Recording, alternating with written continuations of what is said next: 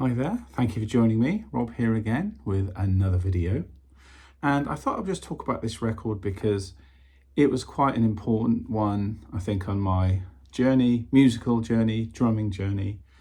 And it's not an anniversary, I don't believe, but Deep Purple are actually, they've remastered it and they're reissuing it in a 5 or 6 album box set or something, depending on whether you get the CD version or the vinyl version. At the moment, I'm probably not going to get either, but I might end up getting the vinyl box set at some point. But I've just got my old trusty copy here. And what am I talking about? I'm talking about Deep Purple Made in Japan, which came out, I think, in 1972.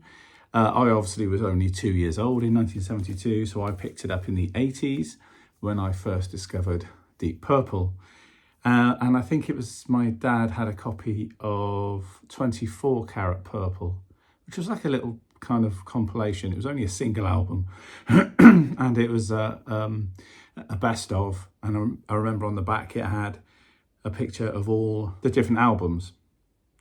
And I'd sit there listening to the record and look at these records. I think one day I'll own all these. And I must have been 11 or 12. It's quite young, listening to. It's like anything you hear for the first time, it just blows you away. Gary Newman for the first time blew me away. Buddy Rich blew me away. Beatles stuff blew me away. Herbie Hancock stuff blew me away. Miles Davis, all that stuff. And it was all around that time. Beatles were slightly earlier, actually, when I was 9 or 10. But anyway, yeah, just listening to this band, and it was just nothing like I was seeing on Top of the Pops. It sounded like, nothing I'd heard at that point. As limited as your listening is at that point, obviously, but that's why it made and had such an effect on me when I heard it. So it was a question of, a bit like the Beatle albums, it'd be like, get my pocket money, go out into Bath with mum, either go to John Menzies or R Price or Woolworths or somewhere, and then start ticking off the albums that I get. So I'd look at the back of 24 Karat Purple, as I say, because it would have all the albums on it. And I think, right, that one's next, this one's next. And I remember that Dad also had a Concerto for Group and Orchestra, which had, I think in the third movement, a really fat drum solo. And I remember listening to that, and I'd already heard Buddy Rich by then. And I was thinking how similar the two drummers were. And yet one looked very old on the record covers and played with a big band. And then the other drummer was very young, long hair, little sort of John Lennon glasses, playing drums in a rock band, but had a similar soloing style. And I never put 2 and 2 together to realise that Ian Pace, the drummer with Deep Purple, was actually influenced by Buddy Rich. And it became obvious. But at 12, you don't know that. So yeah, I'm listening to this band, I'm looking at the covers, I'm listening to the musicianship of the band, I'm listening to the fact that also some of the songs, I was listening to some of my friends' albums they'd bring along, like In Rock and Machine Head, that some of the songs weren't just 2-minute pop songs, they were quite long. And I just fell in love with, I think, the improvisation of the band as well as the sound. I mean, Ian Gillan's voice is just amazing. It's my favourite rock voice, bar none. And then Richie Blackmore on guitar. What can you say about Richie? Stunning. And then you've got Roger Glover on bass. Again, a superb bass player. Some of the stuff he does on some of these tracks, goes shooting up the frets to do certain things on Highway Star, and straight back down again. It could be seen as cliche now, but at the time it wasn't. These guys were forming like what would become the standard, And then we've got John Lord on Hammond organ, and I just love the Hammond organ. And the fact that he's playing it through Marshall cabs gives it a different sound. Because my dad had been playing Jimmy Smith Blue Note records and stuff to me, and I'd heard that organ sound and fell in love with it. Actually, I loved the Hammond organ. It was an amazing experience to hear that as a kid through my dad's big stereo. And just the way he played it and the sort of distortion it had through the Marshalls, and it had a much nastier sound than Jimmy Smith, obviously, because it's not going through a Leslie, it's going through Marshall stacks. Just wow, that blew me away. And then of course we've got Ian Pace on drums, who's always going to be my favourite rock drummer of all time.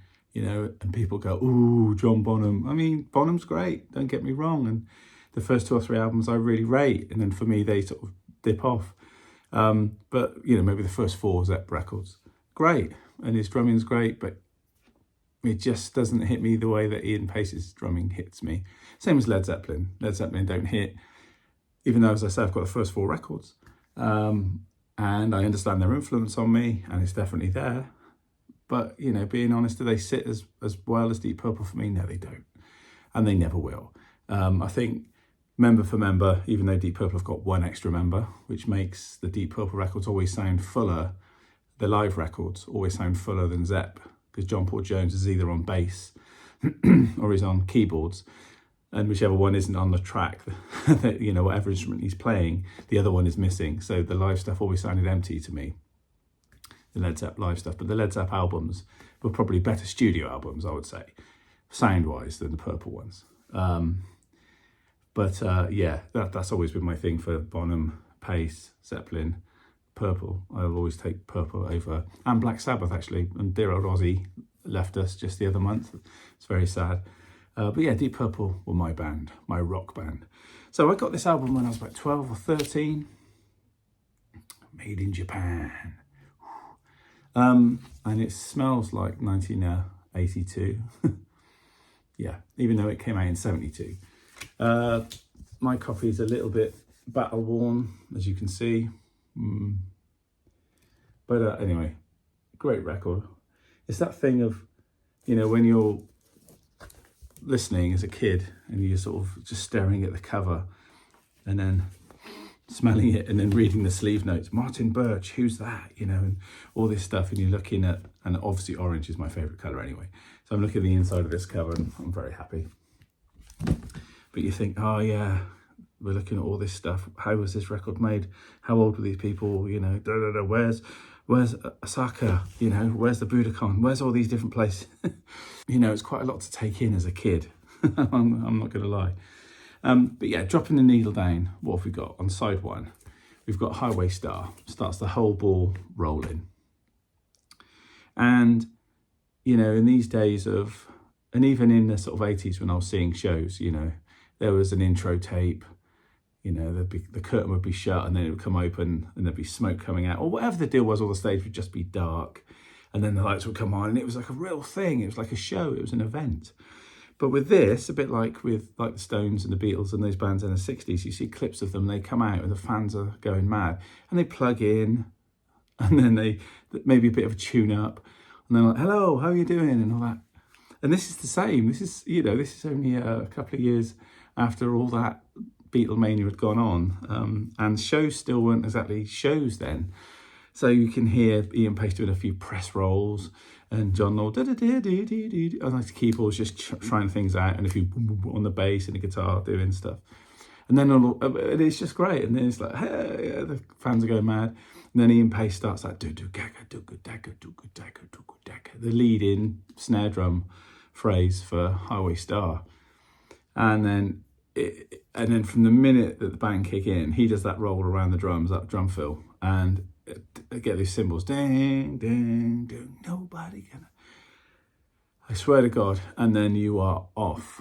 You know, so many times I've listened to that intro in cars and vans on tours and stuff with other musicians, and everybody has done the same thing. The minute it goes dun dun, and then Gillan comes in, nobody gonna take back. The band are just off. It's just like you're either waiting for a horse to pelt and bolt, or you're looking at a sports car on the grid waiting to get going. You know, Formula One or something. It's that sort of feeling. It's a real slingshot feeling that whoa, and you're off. And for the next hour or so, this band just don't give up. It's relentless. It is so exciting. And I'd like you to experience that yourself, just to listen to that intro. And then obviously listen to all of Highway Star and listen to all of the album, obviously.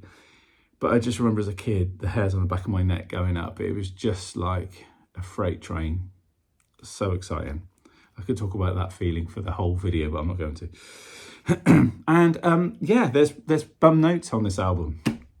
You know, these were the days where whatever was on there, and there's no way of taking it off. You couldn't do any of this amazing stuff where you can replace things and all that business, and let's just punch in for that. There's really nothing you could do. The live tapes were the live tapes, and within Highway Star, John Lord plays a bum note here and there.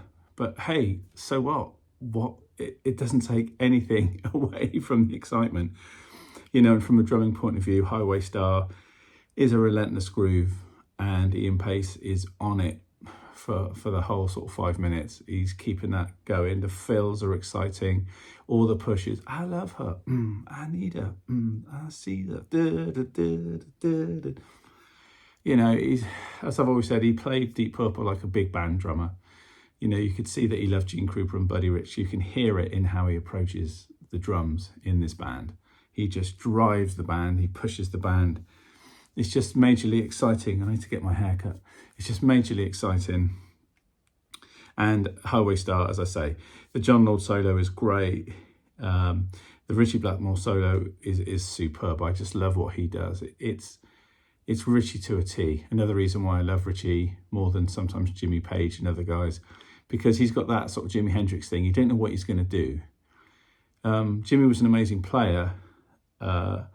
Great technique and stuff, but on the live stuff, it always seemed really sloppy, his playing. I've always sort of said that to people, and I love Jimi Hendrix, don't get me wrong, he's amazing, and influenced Ritchie. We wouldn't have had Ritchie without him, but it's just, sometimes the live stuff is just so messy, whereas Ritchie's technique was always bang on, and he wasn't drunk or stoned when he played, and he just had this thing which I've kind of taken into my playing, which is where you could be hyper technical at one point and then do something quite silly afterwards, and then reference something like a jazzy thing or a classical thing or a poppy thing. It's a bit like when Hendrix, on Hey Joe used to put in I Feel Fine. He'd put that little run in there as a little nod to the Beatles and stuff.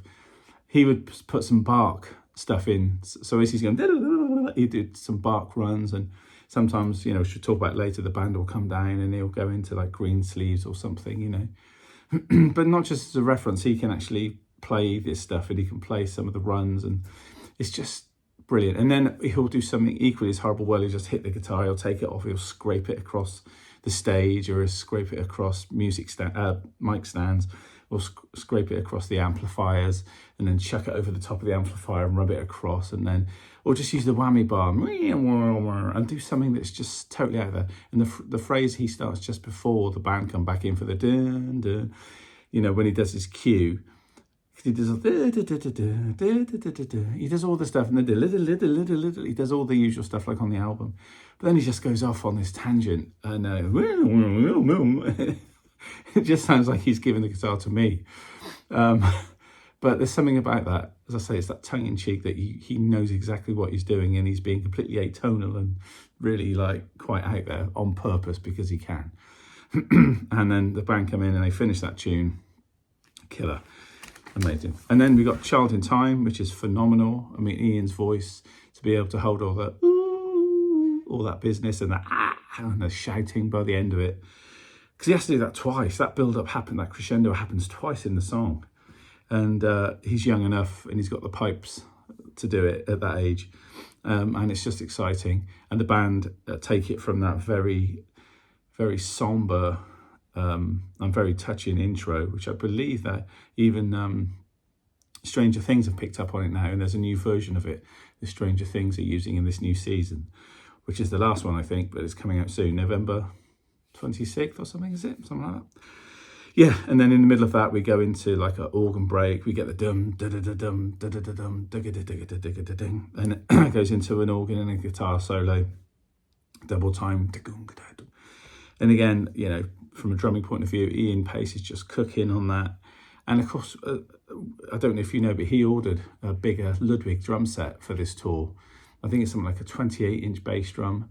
It's a 16-inch rack tom, 18-inch floor tom for floor tom 1, and 20-inch floor tom for floor tom 2. And he had the usual Ludwig 402 snare and his Paiste 2002s, I think, cymbals.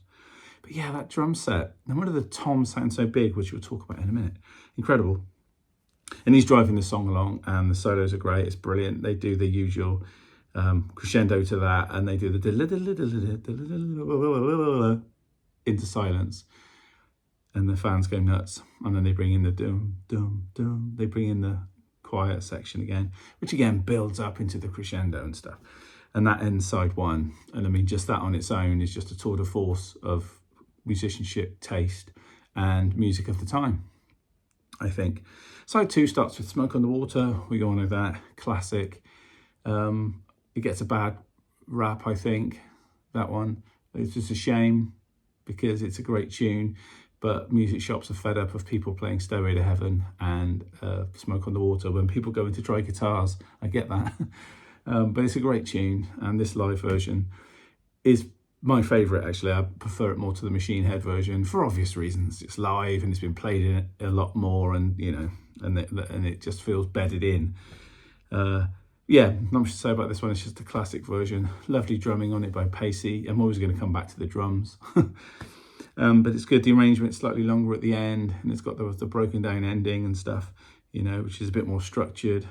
And I must say I learned a lot about rock song forms in a live situation from listening to Made in Japan, listening to how they're like, right, well, there's no ending on that. We faded on this, but this is how we can do it live. You know, from my limited listening at 12 years old, this album, which is what happens to all of us, isn't it? You know, if your first album is a Kylie Minogue album, that's still quite a thing. So this is my first proper live album. So for me, this was sort of taking it all in, you know, from album versions. Oh, this changes, this is longer. Oh, he played that fill, he didn't play that fill, he added this. You know, all that's going through your head, remember, as a 12-year-old. And then, of course, the second track on side two is The Mule, which I'd heard already on the album Fireball, but didn't have the drum solo on that, obviously. And it's a great version, and it does its thing. It's a bit sort of psychedelic and goes a bit out there, doesn't it? Here, it's a vehicle for the drum solo, for Ian Pace to just go for it, which he does. And the amount of times I've listened to this drum solo and tried to work out some of the phrases, and it's such a shame because when you watch Ian Pace's clinics and stuff, you know, he always says, don't ask me questions because I don't remember about what I played and I couldn't show you anyway. And yeah, it's a shame because there's so many great things on here that I wish I could ask him that he would remember how he played or whatever. I'm sure it's in there somewhere, but you know. But his drumming is great. If you want to know anything about Ian Pace's drumming, I would always say listen to the solo on Concerto for Group and Orchestra, which I mentioned earlier, but definitely the solo from this Made in Japan. You hear that drum solo and it's just killer. It's all there. Yeah, I'm not going to do any comparisons, you know, I don't need to. He stands up on his own. But yeah, that solo is just mega exciting and I love it. Side three starts with Strange Kind of Woman, which wasn't one of my favourite tunes when I first heard it on the best of, but this live version changed that. It seemed to be, you know, more gutsy, more dirty, more, you know, it grinds a lot more. It seemed a bit slower as well. And I just think the sound they had for this album is just grungier and it just sounded cool. Again, looking at that sort of live against recorded version type thing. And it had to be a single and it did quite well. I think it was top 10 in most parts of the world. Didn't get to number one like Black Knight, but I think it's probably a better song than Black Knight, actually. Anyway, the thing about this version is obviously, as ever, Pacey's drumming, but there's that breakdown in the middle where Ian Gillan and Richie Blackmore would have a little vocal guitar trade-off where I think Richie would play a phrase first and then Ian would follow. And then sometimes Ian, if there was a bit of a gap in between, Ian would start one and then Richie would follow. But I think a year later, the band would split up anyway. I think there was already sort of a few tensions forming, shall we say. But anyway, it's all good-spirited on this. And as I said before, Ian Gillan's voice is so good and his range is so good and everything. And his pitching is so good that whatever Richie plays as a phrase on the guitar, he'll repeat it with his voice. And sometimes it's hard to tell the difference. It's amazing. And this trade-off on this album is good, and it's good-spirited, and there's a bit of laughing going on between them. And what happens is the band breaks down, you know, not literally. The song does its thing after a guitar solo. They bring it down to just boom, ba-gap, boom, ba-gap, boom, ba-gap on the drums. Ian Pace just playing those single hits on the hats, and the bass drum swinging like mad, playing a load of stuff from obvious phrases like boom, boom, booga, boom, booga, boom, booga. But then he starts these triplet runs, boom, booga, boom, booga, boom, booga. A lot of bubbers today, but yeah, that is the swing on that is so hard to play as well. You know, it was one of my one pedal foot practice exercises, and I talk about it in one of my drum dog videos, actually, the one on Ian Pace, bizarrely enough. But that is great. And then they start the trading. That's really exciting, and it builds back up again and kicks back off again. And then there's a force ending where Gillan just holds this note for ages, and then goes up, and then he brings it down again. Oh, it's brilliant. With a big soul ending. Ooh, I love you, baby. Again, bit cliche, but probably wasn't then, 1972, but it is now in 2025.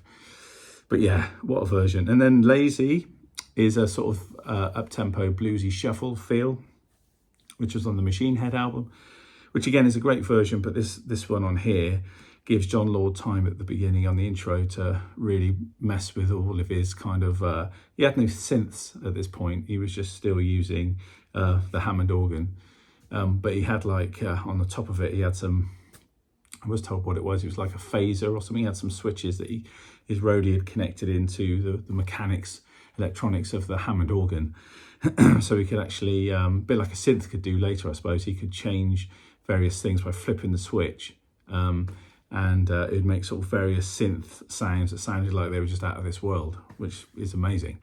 And he uses some of that at the start, and then he comes in with the bluesy, which is more Jimmy Smith kind of vibe.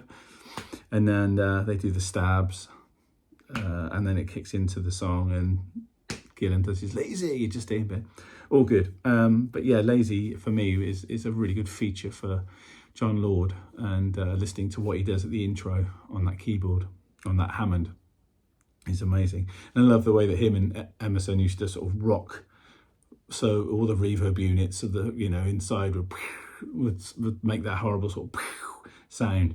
But it's exciting, and as Richie was throwing his guitar around and doing his thing, you know, John Lord would be, like, as I say, playing that keyboard and running up and down, getting those glisses going on, and then every now and again hitting that switch to go make weird noises, and then he'd push the thing forward and drag it back and smash it down. It makes that sound, because I think it's the reverb units, isn't it, that are in there? Is that what it is? Don't know much about Hammonds, but that's what goes on, I think. And that's mega exciting.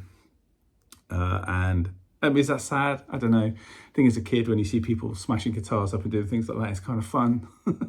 When you get older, you sort of go, But no, it's exciting to hear that. And side 4 is just one track all the way through, Space Truckin', which again was on Machine Head. This live version goes on for like, I don't know, 25 minutes, half an hour. And how pacey gets through it, you know, just doing the thing he does between the snare and the ride is just brilliant. But just that, hearing the song finish as the album version, and they're doing the cymbals, you know, and as a kid, you don't look at the needle to see where it is on the record. I just remember thinking, oh, that's the end, that's short. And then Ian Pace comes, and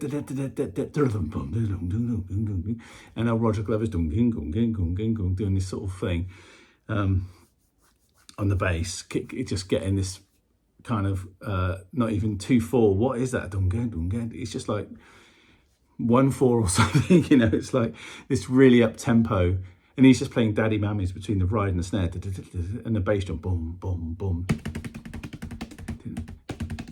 And it's just sort of grooving, and on the bass. And then John Law starts a solo again, going into all kinds of stuff. And dynamically, they bring it down, they bring it up, the band drop out. When Richie does his thing, the same, they bring it up, they bring it down. He does some quirky little things. He'll do his bark stuff and things, you know, and then bring it back up again. And it ends up with a crescendo, and it's brilliant. It's the end of the concert, end of the album, and it's like, oh, thank you, good night. But you know, it's only 1, 2, 3, 4, 5, 6, 7. I'm sure they played other songs on the night, or did they? Maybe they didn't. I know Speed King and Lucille were encores, but all those material, as I say, they're not 2 or 3 minute pop songs. Some of them are 10 minutes with the solos and stuff. And I remember listening to it thinking, not at 12. I mean, I just remember when I was younger listening to this and just thinking, this is so exciting. You can't play it on the radio, but it's so exciting. And looking at the cover, his drum kit and everything, and all the mechanics within that, you know, Hammond organ. And you can see that box there, look, this is where he hits switches, and it makes all kind of weird sounds. It's kind of fun. But, you know, you get older and then you think, is it gratuitous? The soloing, the non-stop soloing, is it gratuitous? And the length they took, like half an hour on one song, Space Truckin'. Is it gratuitous? Do you know what? I don't think it is. It was of its time. The same way as when people say, oh, 60 songs were only 2 or 3 minutes. That's what they were. Until Hendrix come along and a few other people and extended the solo option of it. It wasn't about that. It's about selling records to the kids, you know? I mean, I Feel Fine by the Beatles would have been great with a big fat guitar solo in the middle of it. But it doesn't. It just breaks down to the riff. Ringo does that thing on the drums and they're back into another verse. You know, other bands take versions of that and extend it, like Cream and people would extend the solo. And I think this is of its time, like anything you get, you know, Nirvana, Teen Spirit's a great record, but is it going to be a great record in 40 years' time? Yes, probably, because it was of its time. But we could look at it and go, oh, they should have included synths on that, or they could have included whatever, AI stuff on it. But it's like, no, that's what people were doing at the time, and it was the best of its time. That's what it was. And it's the same with this. So remember in the 80s, some of my friends in the early 90s stuff, knocking Purple and bands that were extending this stuff, and a bit like punks did, I suppose. Punks were a bit like trying to kick it all out and go back to the 2-minute song again, but with no chords, you know, or sorry, limited chords. No chords would be silence. So yeah, I mean, my feeling of it now as a 55-year-old, I still, and this rose-tinted glasses, of course, so I'm always going to like it and love it. But no, I listen to it now, and I can hear how it's influenced so many people, me included.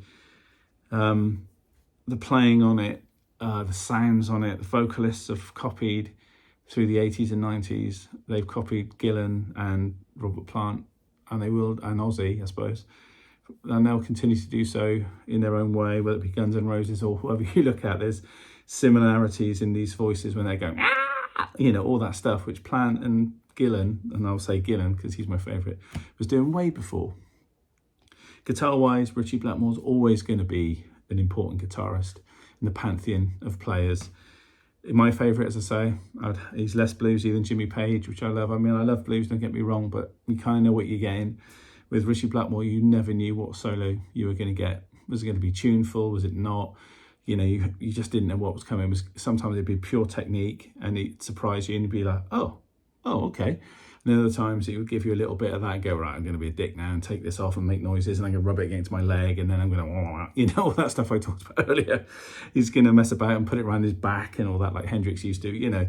And other times he'll just stand there staring at the audience, looking at his fingers and then, you know, playing this really virtuosic thing, you know. John Lord, same. What are you going to get with John Lord? A swinging solo, a rocking solo, stuff with a jazz influence, stuff with a classical influence. And again, going back to why I love Purple, is they brought all these things. They brought jazz, they brought classical, they brought rock, they brought folk.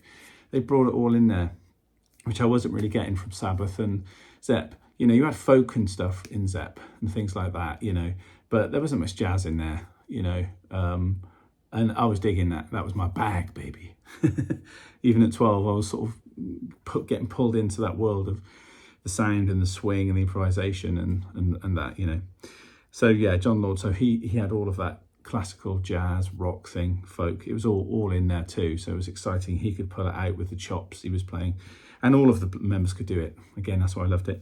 Roger Glover, really good, solid bass player. I don't know what else to say, really. It sounds rude because you're just saying he's just a bass player. He's not just a bass player. He was the bass player in Deep Purple. That's how good he was. And some of the things he does with Pacey, you know, again, I didn't really recognise or notice till I got older. But there's certain things where Pacey's playing on the drums before pushes, he would boom, da, da, da, boom. You know, he knew what to do just before. And there's a little short that's just come out about these Made in Japan re-releases. And they're all doing little spots talking about it. And he said Roger Taylor then. Roger Glover says that Ian Pace at his audition said, you know, I'm a leader. I don't follow, you follow me. And Roger was like, oh, okay. But he says he got to know every little push. If he felt a hi-hat beat missing, he knew a push was coming, you know. And he does all these different runs with him, and they're just like a bass player and drummer should be there. Tight, close-knit, very exciting. And Ian Gillan's voice, what can you say? As I say, he does all these theatrics that I've spoken about. He's got the control, he's got the dynamics, he's got the range, and his pitching is perfect. It's just exciting. Always going to be my favourite rock vocalist. It's got the balls, it's got all the dynamics you need, and when it's soft, it's beautifully soft. And Ian Pace, going back to Ian, wow, he's just the greatest rock drummer for me, because he was driving this band, as I say, like a big band drummer, which I was already at 12 getting used to that and actually befriending it more than I thought I did. Just hearing him play like that, and his soloing, as I say, was very similar to Buddy Rich in his phrasing and stuff. It was just so exciting. And obviously the idea of this sort of rock music being propelled drum-wise by these semi-open hi-hats, you know, which are always open or sizzling together, you know, that comes from sort of Ringo. I mean, hearing Ringo do that with the Beatles from when I was 9 till 12, so that, you know, 3-year period, and recognizing that when Ian was doing it, microphone and techniques and stuff were much better then, especially for live stuff, because the Beatles at the Hollywood Bowl was an exciting album, you know, it's an exciting record, but this one is obviously, you know, it's, what is it, like 8 years afterwards or something, you know, 9 years, whatever, and it's just got better.